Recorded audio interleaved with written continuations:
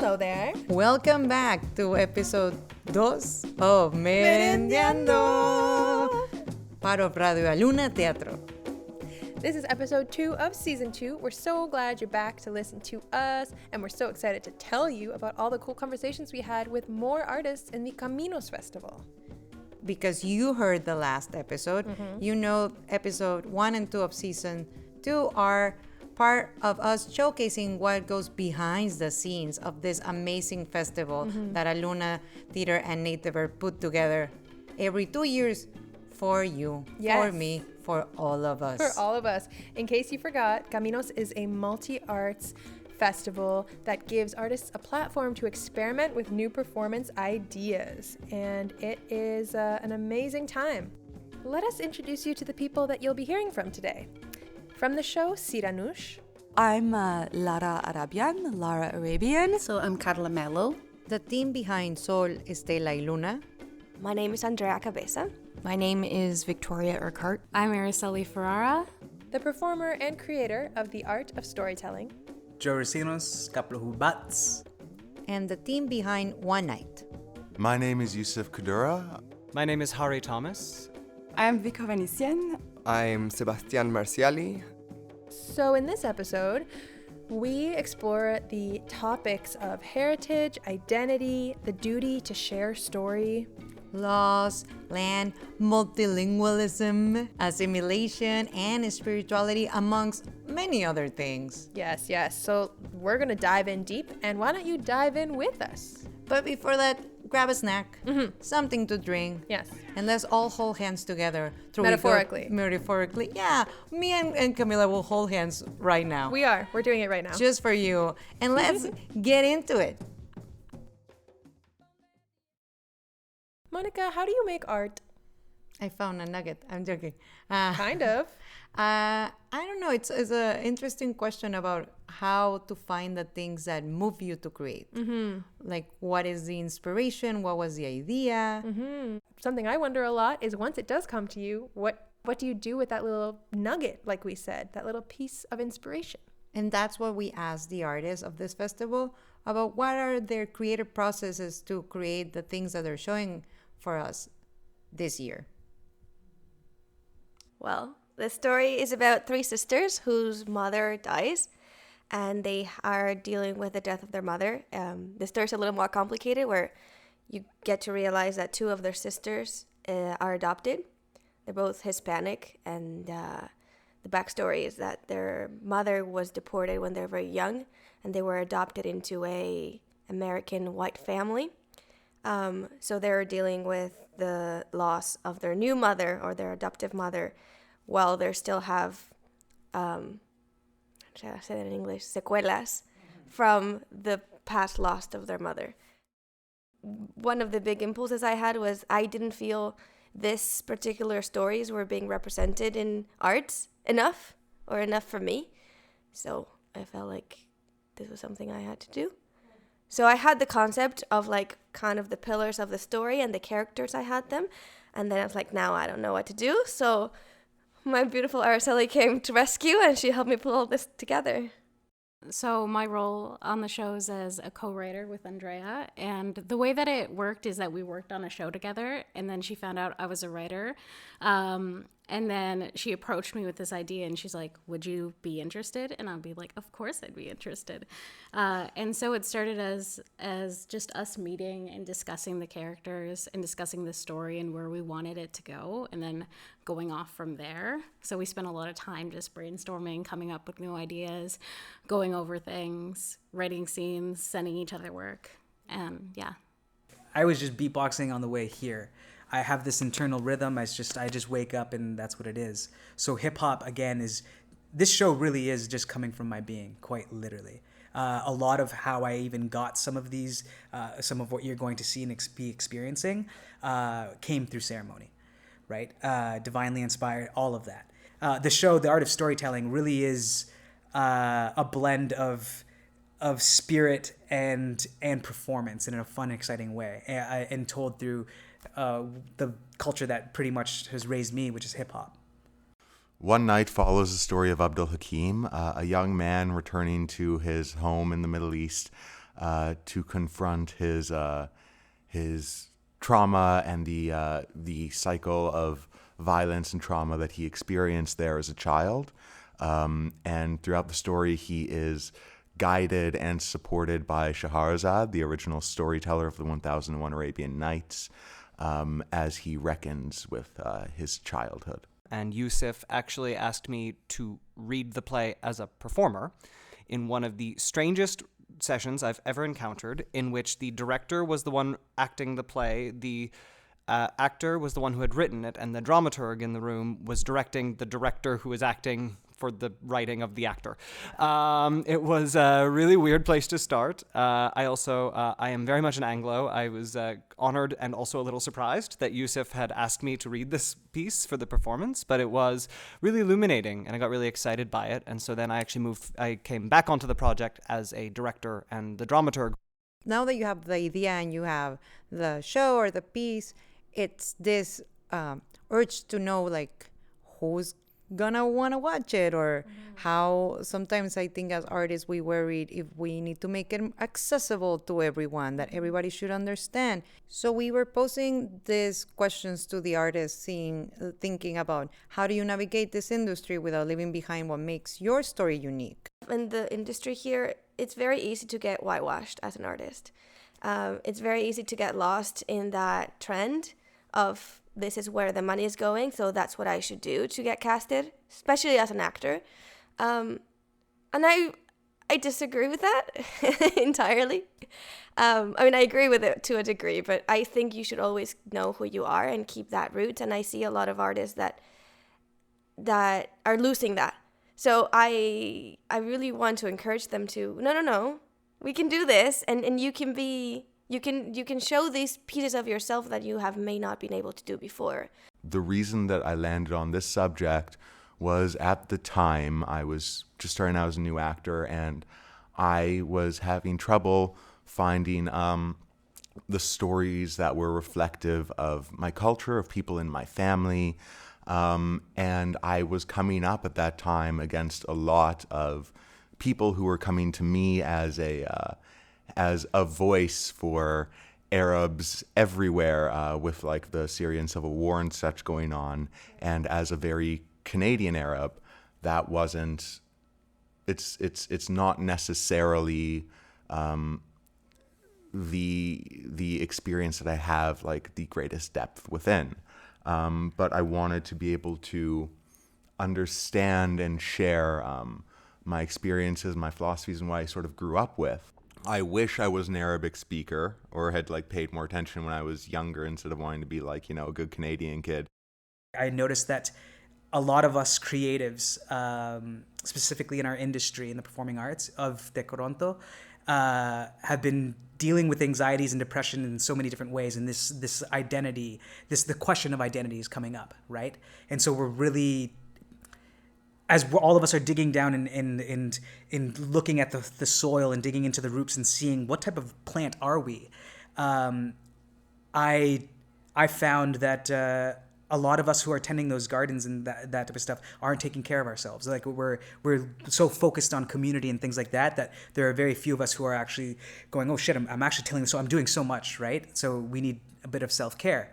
With that intention, with that consciousness is where I am calling in or bringing attention to los mestizas y todo eso, right? Like, and there's so many, we don't have to be part of the Latin X comunidad para eso. We have Métis here. There are so many of my cousins within the indigenous community who are light-skinned but identify as niche. And where do they sit in that? Because there are politics within that, right? In my own circles right now, shadeism is coming up within BIPOC communities and all this other stuff. If you bring into the LGBTQS plus spectrum of what queerness is and things like that, all of these things, there's all of this shit, right? There's so much infighting right now, and that's divide and conquer. That's colonialism to a T. So by looking at the lines that unite us rather than the lines that divide us is where this focus is, and which is why I'm bringing attention to los mestizas y todo eso. Bringing yourself to the center of your story is important. Sometimes you search for the story, and sometimes the story finds you. That's what happened with the show Siranush. Here is Lara and Carla. Well, I'll tell you what the show was inspired by, which was my discovery when I went to the homeland of Armenia. So I'm Armenian, but I'd never been there because I was born in Lebanon, because there's a giant diaspora with the Armenian community.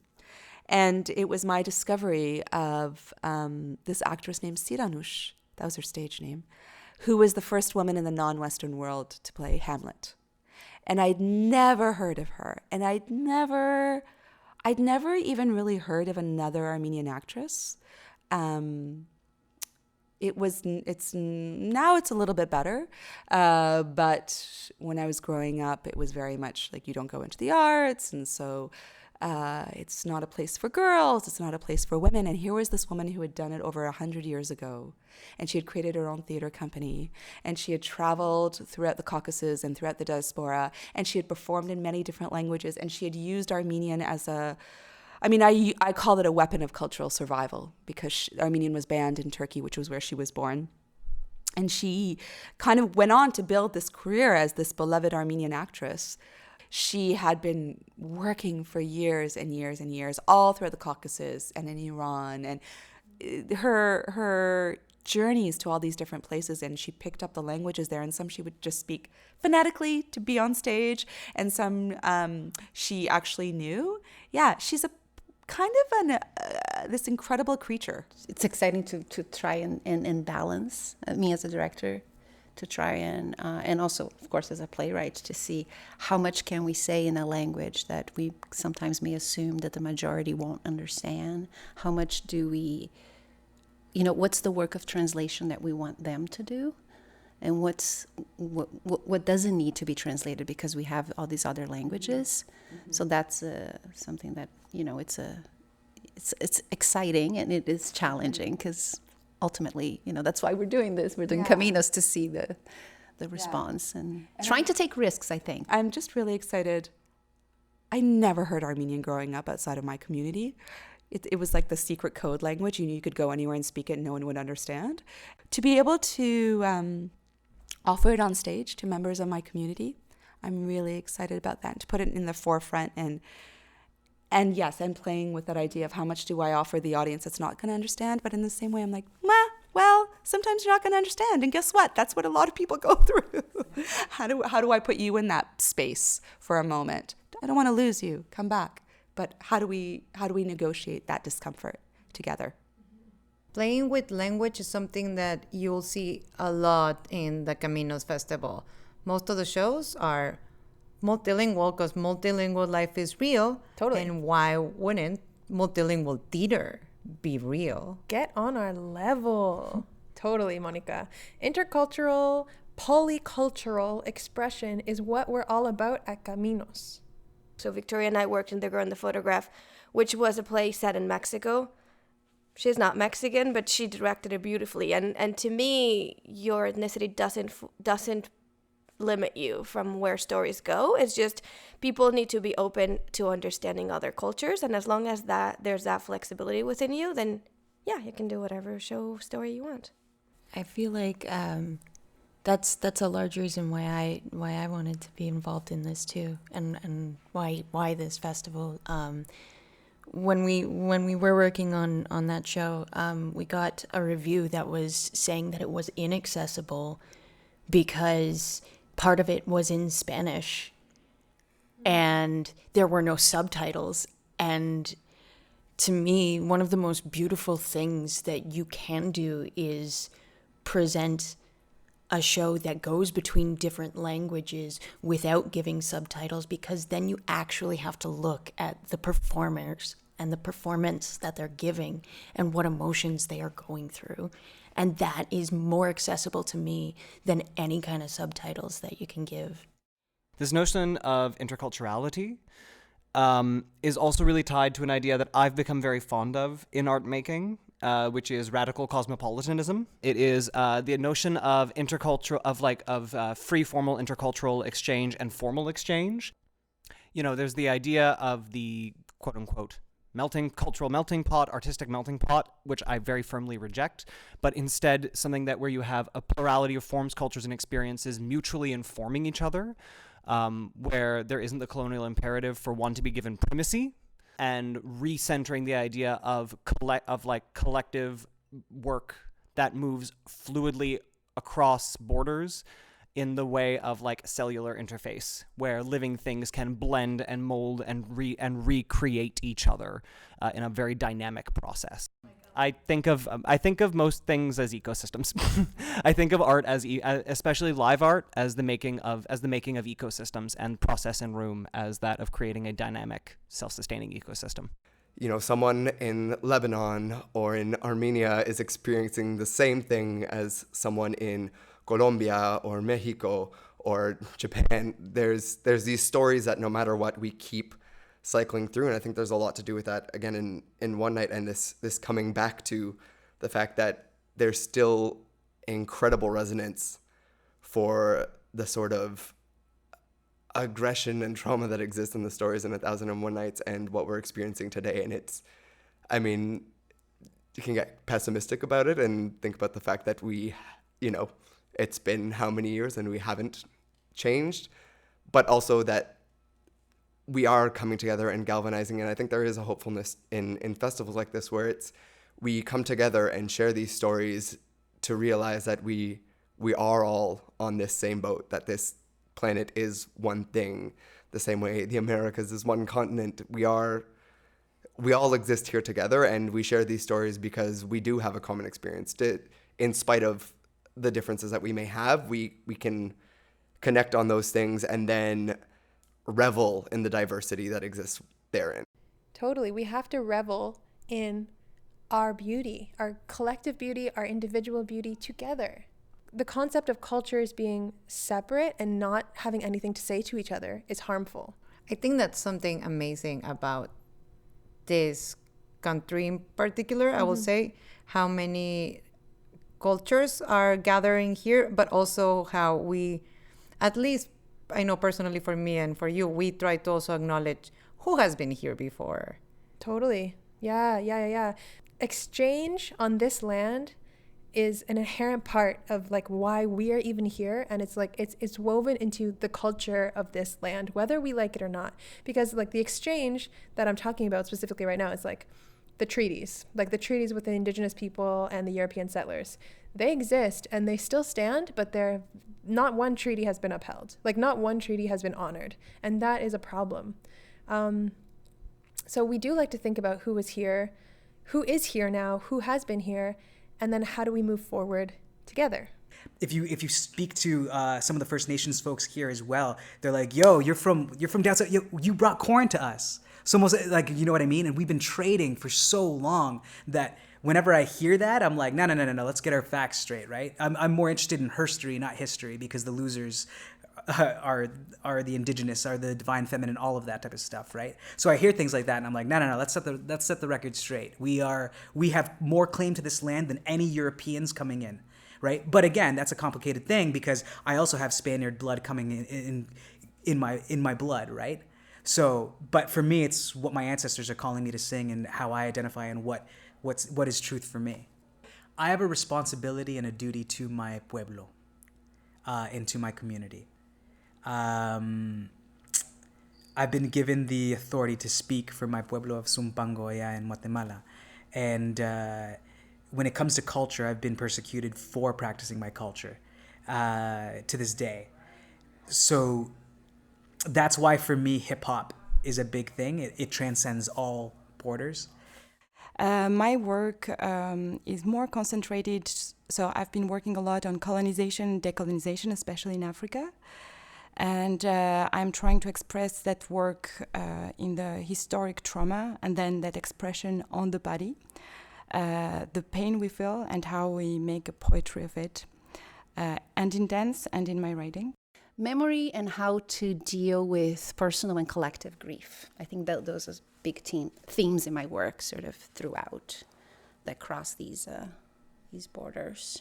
Many stories of cultural exchange are rooted in experience of loss, trauma, war. it doesn't have to be that way, though. I mean, there are stories, there are realities where cultures can exchange knowledge and share space and not hurt each other. But unfortunately, these are the stories that are also real, the stories of pain, and we need to hear them.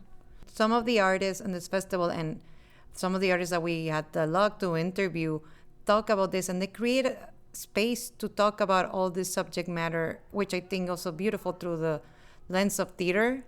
And it gives them the space to examine that and express this.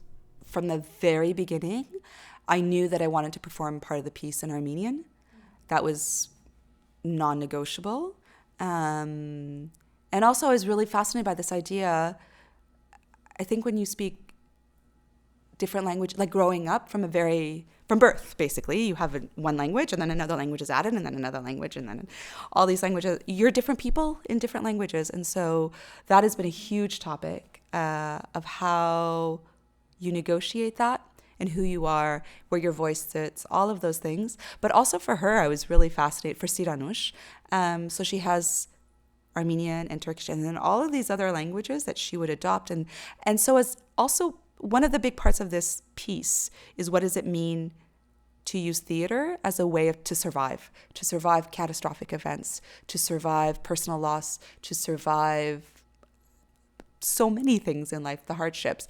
What does it mean to keep going forward as an artist? And so using these different languages that enabled her to survive, basically, and to delve into these different characters. So I'm really excited to explore all these ideas. Like, okay, so she played Ophelia. She played it in many different languages, and I want to know, is her Armenian one the same one as her Bulgarian one? If she did it in Farsi, did it, who was that Ophelia compared to her Russian one? So all of these different ways of embodying, I think, comes down to language for me in the piece as well. And I wanted to be able to tell a story that would give people a window into the experiences that a lot of young Arab youth come up against, that being violence and the trauma that arises from that and their cyclical nature with one another.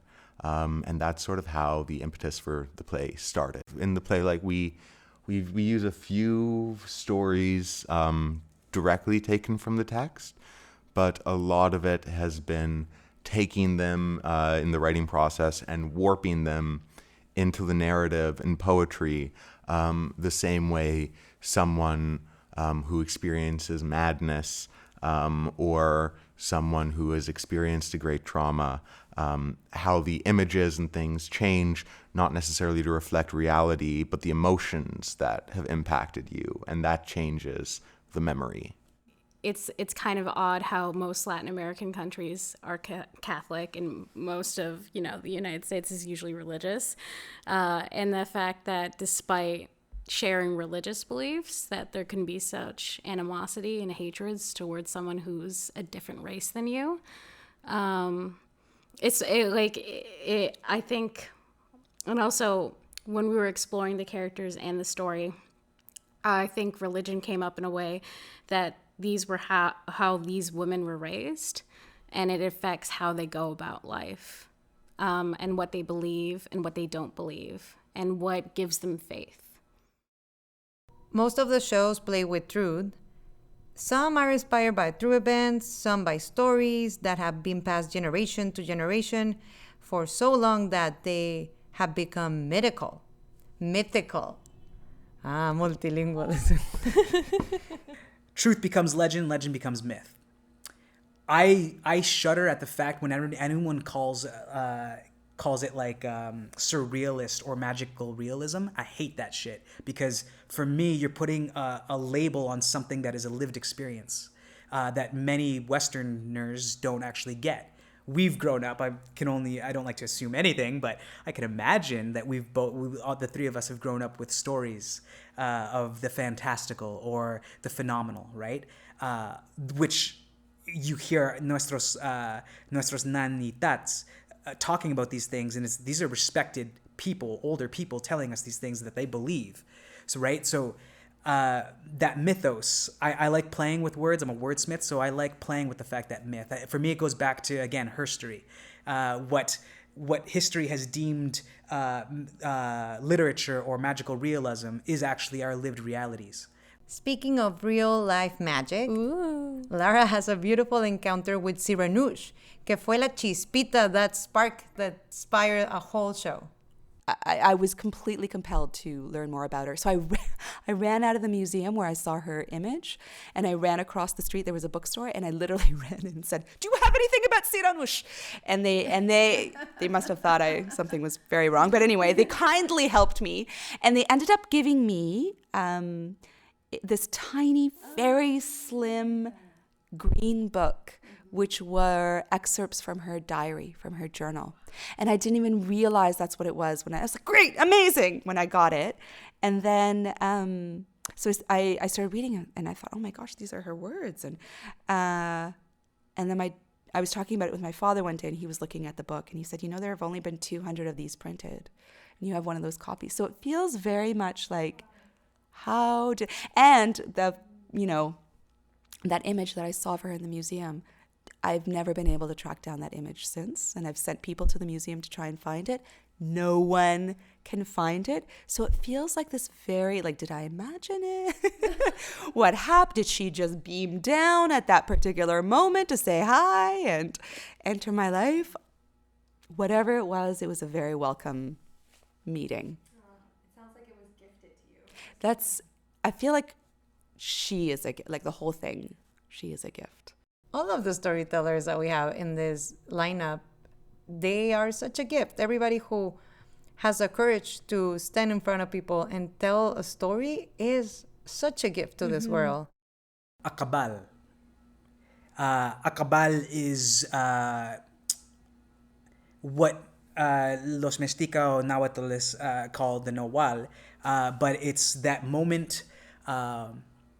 It's that moment where the light is about to come but doesn't exist yet. It's where the ancestors live. It's the horizon. Right in between there. It is the unseen, the only felt. Because for me, this show is my being, and I am tied to my past and my ancestors and things like that. That's why that moment of Akabal is where we want to live, in that unseen. And the myth is actually kind of like that too, because again, is it truth? Is it a story? Is it fake? Is it fictitious? Well, it lives in that ether. Stories are the way in which we teach children. From the moment they come into the world, we start telling them stories. We even use stories as adults, the amount of people who learn about history from watching movies, right? Or different forms of media. And to me, these written stories in 1001 Arabian Nights have so many universal truths in them. They also reflect the violence that people can carry, the kindness, the chaos, all of it. This plays, even if it's it's inspired, I would say, from 1001 Nights. I think there is a huge universalism, which is no matter what, the whole history of humanity, we've been going through destruction, construction, it's all about that. And the story, which is always an encounter, a story is happening because it's an encounter, and it's that encounter which is sometimes changing the whole path. It's just giving a new direction. I think that is a lot of the inspiration behind the title of the festival, Caminos. Camino is, in Spanish, the word for road or path or life journey in English. And it's talking about the journeys that take us from one place to the next, and what we discover on that journey. You never know what you're going to get at the end of the journey, but you do know that that journey is yours. And we also know that this journey, at least every night of the festival, you'll experience from 2 to 4 journeys the same night. And yeah, so you can see multiple performances in one night. And also you'll see the start of the journey of this piece, because this is the place where most of the stories will be seen for the first time and heard for the first time. And you have a chance to see it from the beginning and then follow whatever this art is and these companies will do next. Absolutely. We really hope to see you at the CAMINOS Festival. The next performances in the CAMINOS Festival are from October 9th to 13th. We wanted to mention that if you think we didn't actually share snacks with our artists that you heard in these 2 episodes, You're wrong. You're wrong, because we did. We gave them 2 types of salsa roja y salsa verde. Yes. And some really great local blue corn chips from the Neal Brothers. Shout out to Neal Brothers. They're friggin' delicious. And then, red and green salsa is like a classic Mexican kind of spread. So you're welcome. But we decided to edit out the sounds of us eating chips because, I don't know, that didn't seem like it served the rest of this episode. And also the conversations were so good that we actually stopped eating in between because we were so into the conversation. That's true.